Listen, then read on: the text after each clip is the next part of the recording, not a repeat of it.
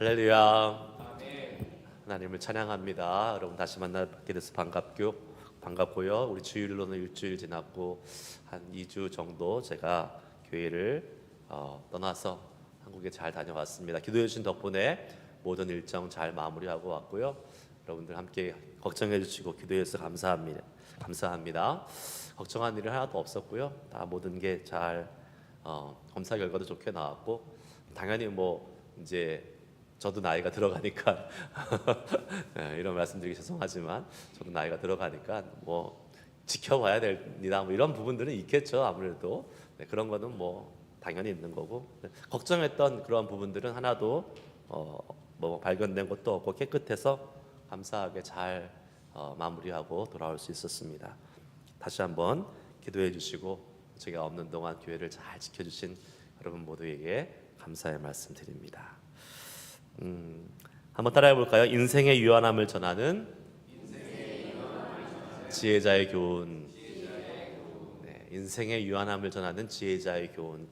우리 인생이 천년 만년 장구할 것 같지만 사실 우리의 인생은 언젠가는 다 누구나 마지막 순간을 마무리하게 되고, 또 그 마지막 순간은 언제 어떻게 마무리할지 우리는 아무도 알지 못합니다.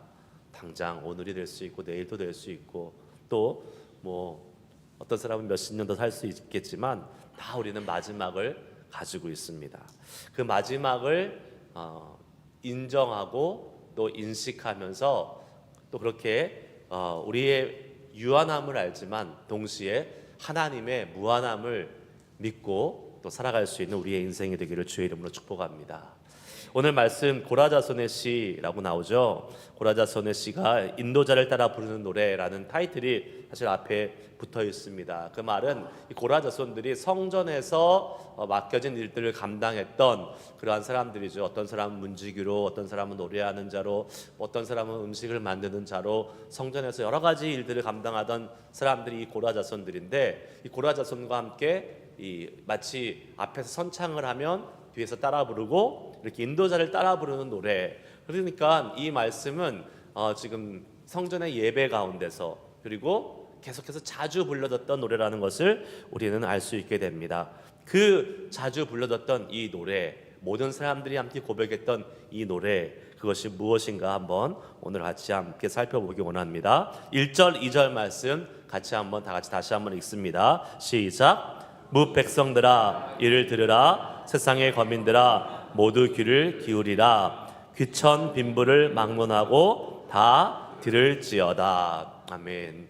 지금 오늘 본문 말씀 시편 49편은 이 노래를 같이 함께 부르고 또 이 노래를 들으는 사람들에게 한결같이 계속해서 반복하면서 이야기하고 있는 것이 들으라 라는 것입니다. 귀를 기울여라, 들을지어다 라고 계속해서 말씀하고 있는 것을 보게 됩니다.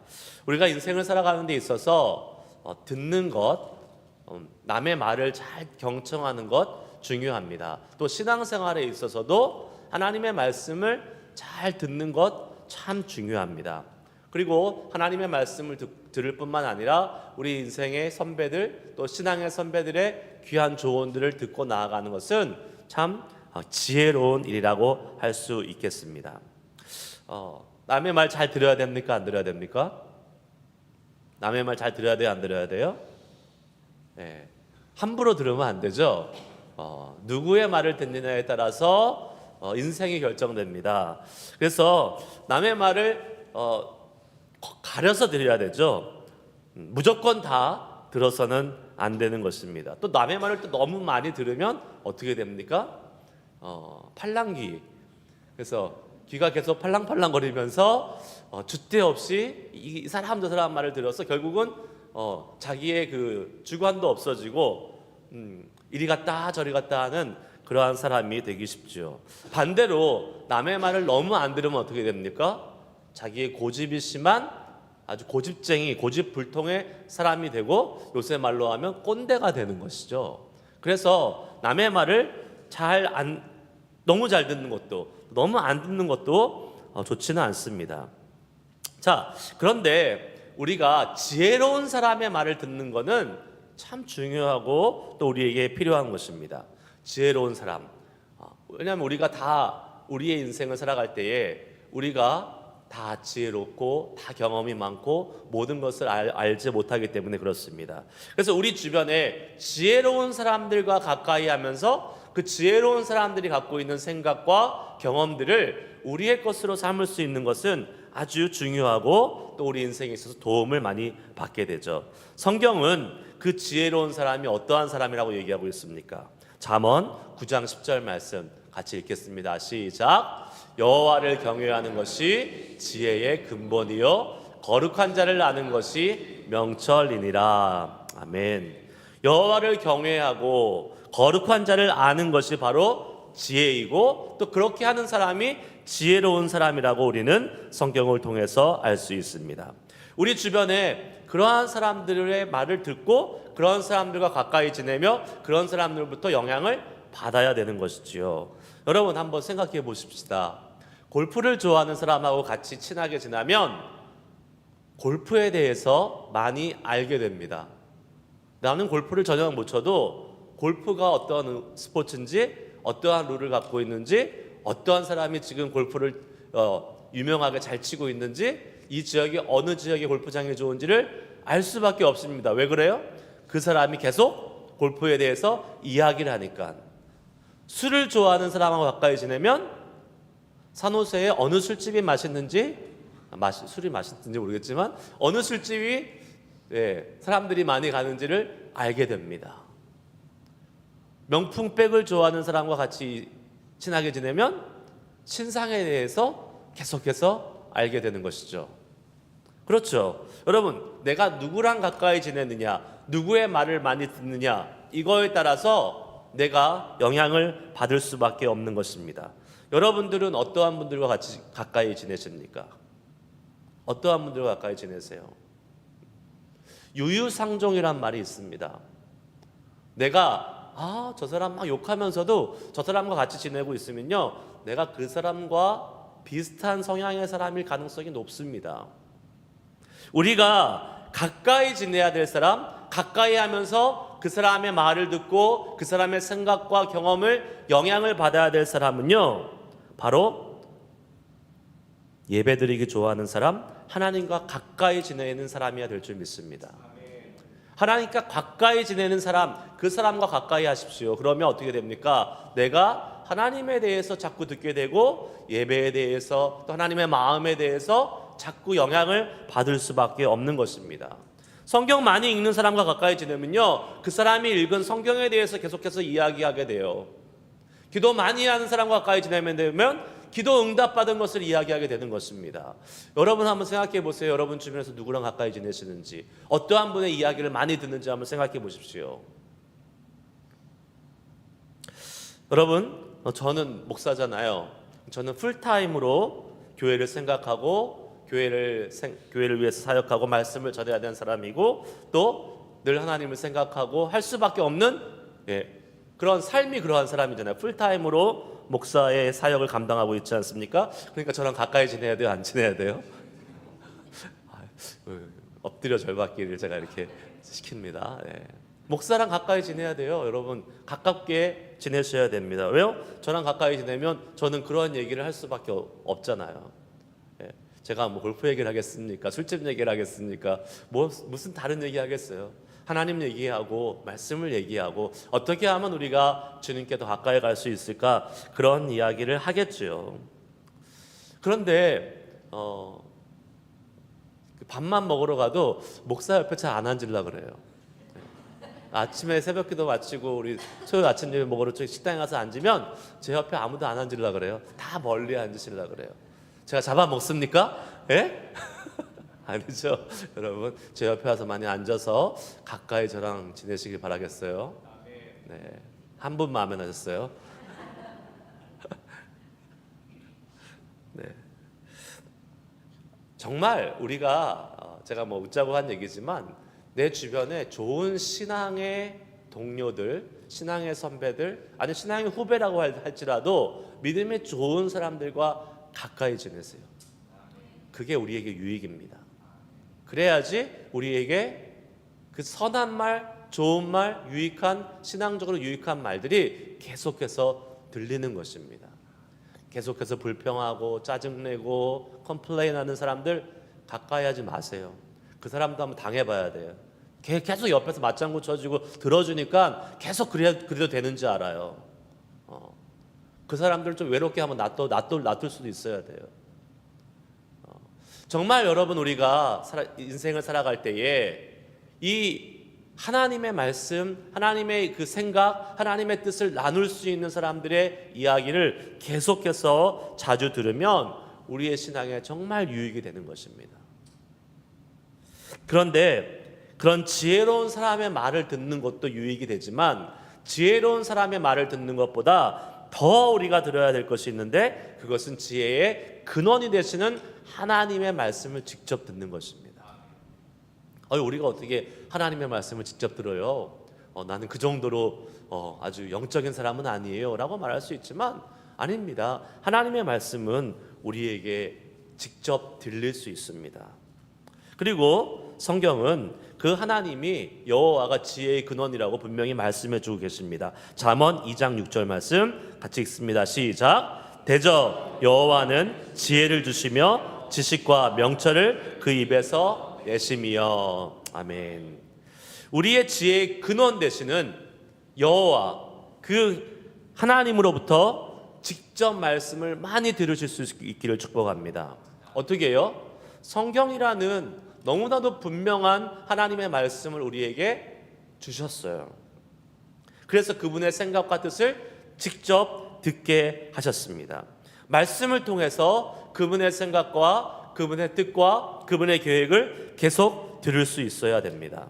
그렇게 하나님의 거룩한 생각과 거룩한 뜻이 우리 안에 들려야 돼요.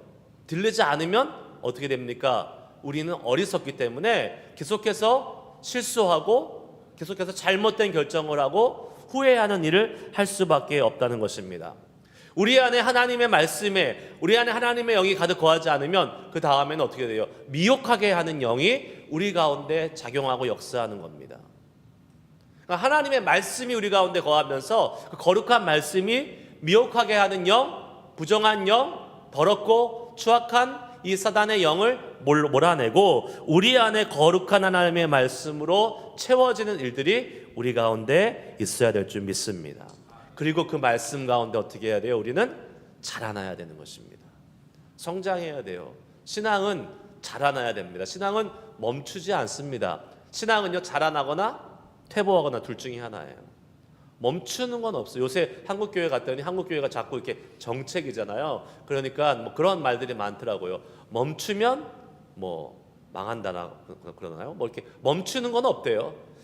교회가 멈추는 건 없어요. 교회는 성장하거나 그렇지 않으면 퇴보하는 거예요. 우리 신앙도 마찬가지입니다.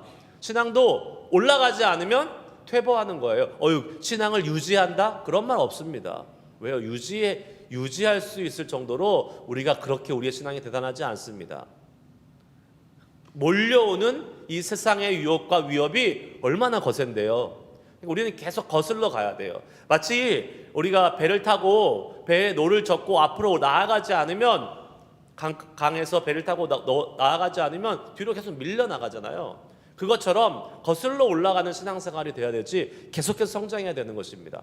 말씀 밖에는 우리를 성장해 시킬 수 있는 것이 없어요.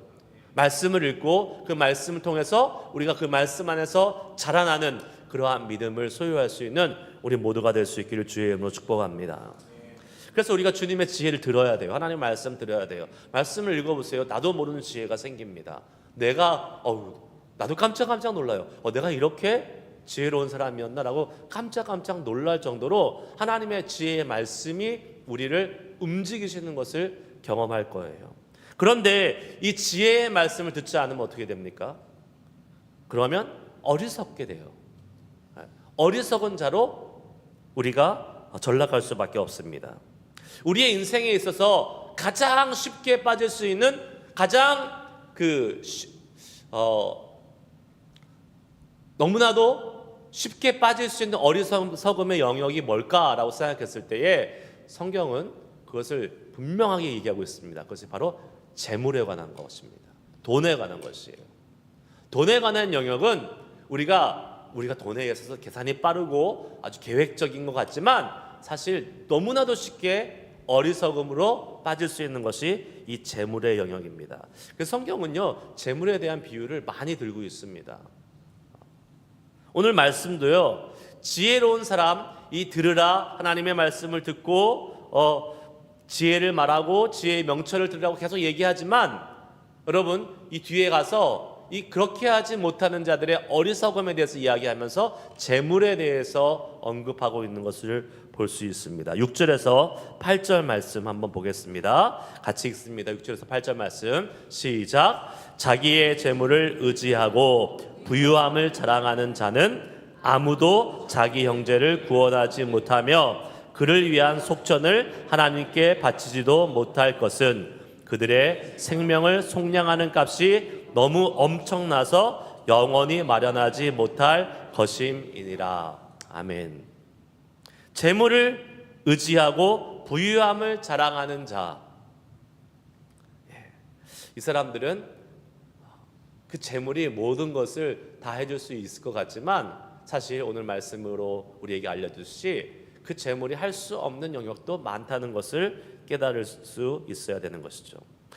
재물, 돈, 우리 이 세상을 살아가는 데 있어서 사실 가장 우리에게 평안함을 줄 수 있고 안정감을 줄 수 있는 것이 재물이고 돈입니다. 그리고 실제 돈이 없으면 불편해요, 안 불편해요? 불편하죠. 돈이 있어야지만이 우리가 여러모로 편안하게 살 수 있습니다. 그러니까 여러분 부자 되시길 바랍니다. 예, 부자 되셔야 돼요. 예, 부자 되세요. 하지만 반드시 기억할 것이 있습니다. 아무리 부자라 할지라도 평안하게 그 재물로 인해서 내가 생각하는 평안함을 살아간다 할지라도 우리의 영혼까지 그 돈이 평안함을 주지 못한다는 사실이에요.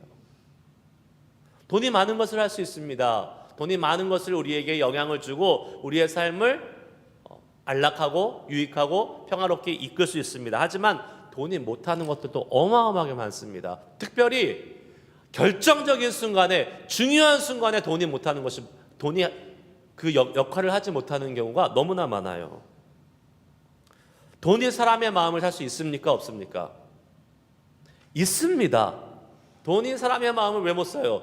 돈을 주면 그 사람의 마음이 움직입니다. 그러나 안 움직이세요? 아, 여러분 안 움직이세요? 대단한 사람들이시네요. 돈이 주면 움직일 텐데요? 안 움직일 수가 없는데. 그런데 움직여요. 안 움직이지 않아요.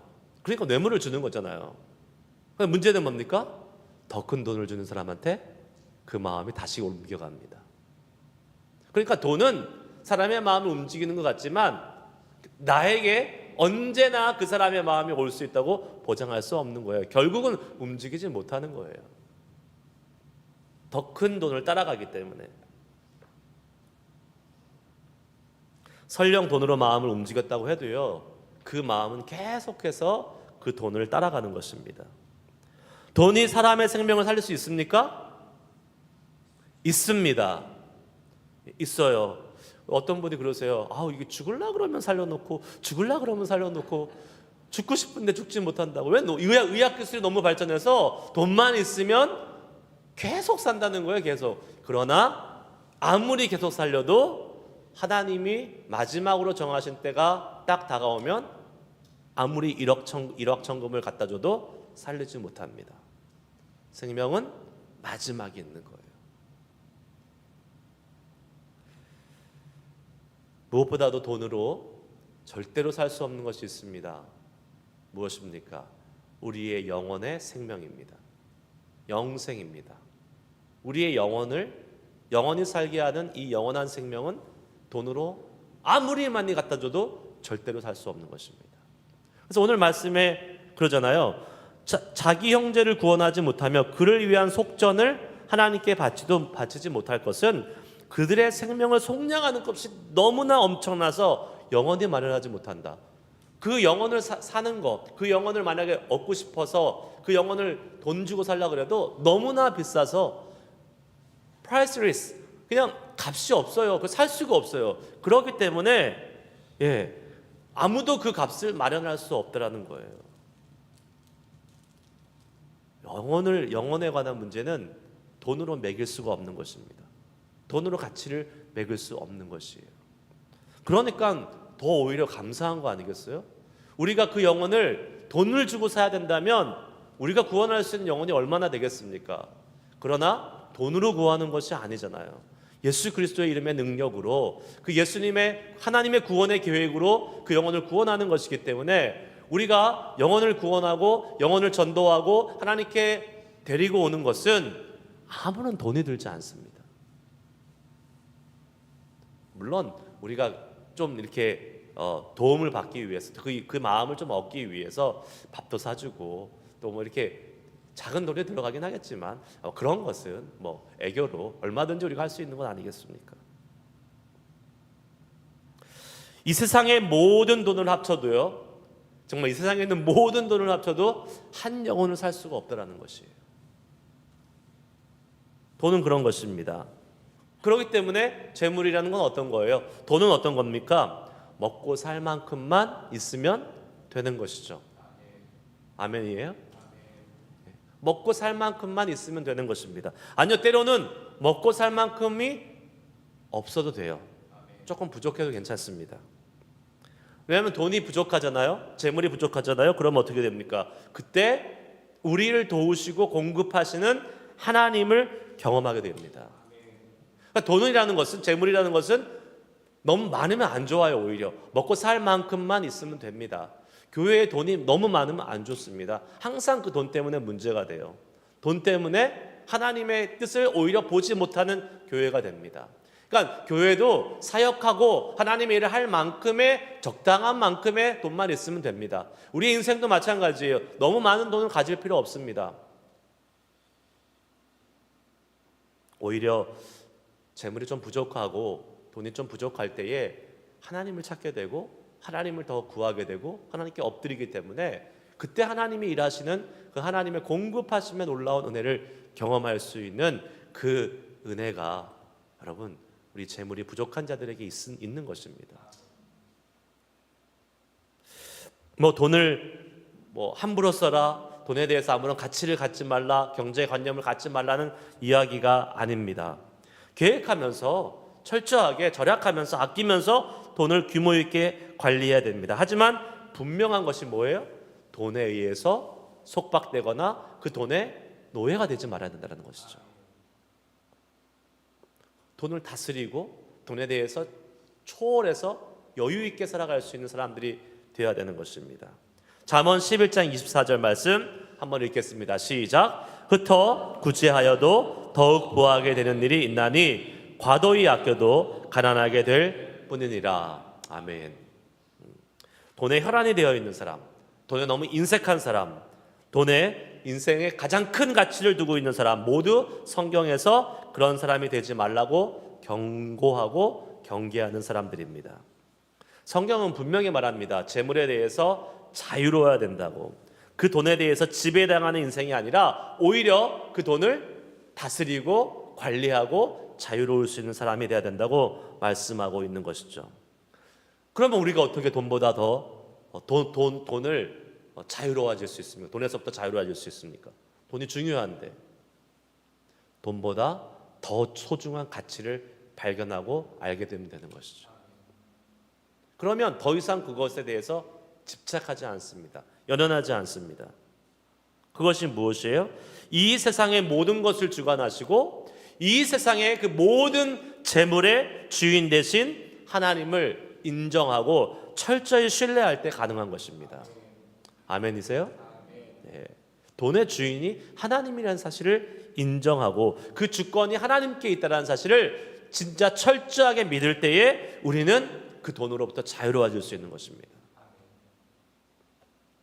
누가복음 12장에 부자 이야기가 나옵니다. 어리석은 부자 이야기가 나와요. 이 내용 다 아시죠? 그래서 마지막에 이게 창고에 쌓아두고 놀자 먹자 편안하자 이렇게 얘기하니까 하나님 그 주인이 하나님께서 그 어리석은 부자에게 이렇게 말씀하십니다. 누가복음 12장 20절 21절 같이 읽습니다. 시작. 하나님은 이르시되 어리석은 자여 오늘 밤에 내 영혼을 도로 찾으리니 그러면 내 준비한 것이 누구의 것이 되겠느냐 하셨으니 자기를 위하여 재물을 쌓아두고 하나님께 대하여 부여하지 못한 자가 이와 같으니라. 아멘. 어리석은 부자가 재물을 잔뜩 쌓아두고 자기가 계획하고 자기가 예상한 그 어떠한 분량만큼 재산이 쌓이자 이제 좀 편히 쉬고 먹고 마시자라고 즐거워하자라고 했더니 하나님께서 무서운 경고를 말씀하십니다. 그 영혼을 취하면, 그 순간 그 영혼을 취하면 그 재물이 누구 것이 되겠느냐? 그 어리석음을 지적하고 있는 것입니다. 여러분, 우리가 열심히 일하고 열심히 또 우리의 수입을 위해서 열심히 살아야 됩니다. 그러나 그것이 우리의 삶의 목적이 되어야 된다면 여러분, 열심히 일해서 많이 재물을 쌓았다고 칩시다. 그리고 우리가 죽었어요. 그럼 그 재물은 누구 것이 됩니까? 내 자식 것이 되죠. 내 자식 것이 되겠죠. 아니면 사회에 환원하거나. 내 자식이라도 내 것, 나는 아니잖아요. 예. 물론 사랑하는 자식이 잘 살면 좋겠지만 그것이 여러분 내가 일평생 정말 열심히 일해서 거둔 그러한 결과가 그냥 자식에게 돈 물려주는 것이 전부라면 그럼 그것처럼 허무한 것도 없는 것입니다. 하나님은 우리에게 말씀하세요. 재물에 대해서 부여할 생각하지 말고 뭐에 대해 부여하라고요? 하나님에 대해 부여하라고 그랬습니다. 하나님에 대해서 부여하라. 이런 사람이 지혜로운 사람이라는 거예요. 이 땅에 관한 것은 이 땅에서 우리가 모으고 이 땅에서 얻으려고 하고 이 땅에서 누리려고 하는 것은 뭐가 있다? 반드시 끝이 있다. 반드시 끝이 있다라는 거예요. 그 유한한 것에 대해서 너무 그렇게 연연하거나 너무 목숨 걸고 살지 말라라는 겁니다. 그 중에 대표적인 것이 바로 돈이잖아요. 재물이잖아요. 이 재물에 너무 연연하고 너무 목숨 걸면서 사는 인생 그렇게 좋지 않습니다. 우리가 정말로 연연하고 정말로 목숨 걸어야 될 것은요, 영원한 것이에요. 영원한 것. 아무리 우리가 목숨 걸고 살아봤자 이 땅에 살면 끝나는 것, 그것에 대해서 우리가 그렇게 살아갈 필요가 없다라는 것입니다. 이 땅에 관한 것은 끝이 있고 제약이 있는 것이지만 하늘나라에 관한 것, 영원한 영생에 관한 것, 이것은 우리가 죽어서도 영원히 유지되는 것이기 때문에 여러분, 뭐가 정말로 중요한 것인지, 뭐에 대해서 우리가 정말 소중히 여겨야 될 것인지를 다시 한번 정확히 깨닫고 돌아갈 수 있는 시간 되시기를 주의 이름으로 축복합니다. 근데 그게 잘 안 되잖아요.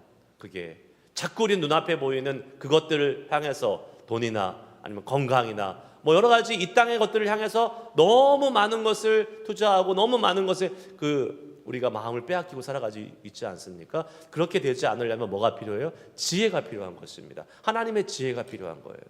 그 하나님의 지혜를 간구해야 되는 것입니다. 간구해야 돼요.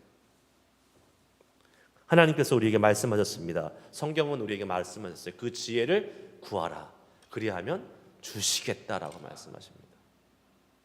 야고보서 1장 5절 말씀 같이 한번 읽습니다. 시작. 너희 중에 누구든지 지혜가 부족하거든 모든 사람에게 부이 주시고 꾸짖지 아니하시는 하나님께 구하라. 그리하면 주시리라. 아멘. 믿으십니까, 여러분? 네, 하나님께 지혜 주세요. 구하십시오. 지혜를 구하세요. 말씀을 통하여 말씀을 읽으면서 기도하며 하나님의 지혜를 구하십시오. 사람의 지혜보다 하나님의 지혜가 훨씬 위대합니다. 사람의 아무리 지혜로운 것보다 하나님의 어리석음이 훨씬 뛰어나세요.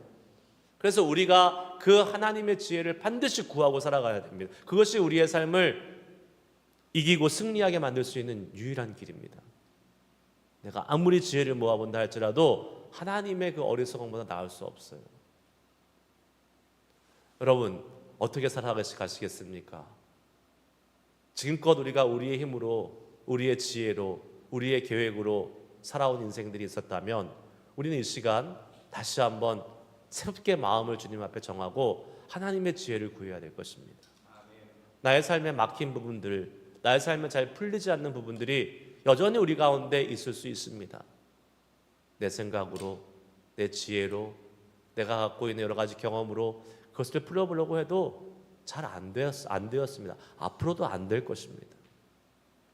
그러나 하나님이 주시는 지혜가 있으면 그러한 것들이 우리의 지혜보다 훨씬 뛰어나신 그 하나님의 놀라우신 명철과 지혜로 하나하나 풀어져가는 은혜를 경험하게 될 줄 믿습니다.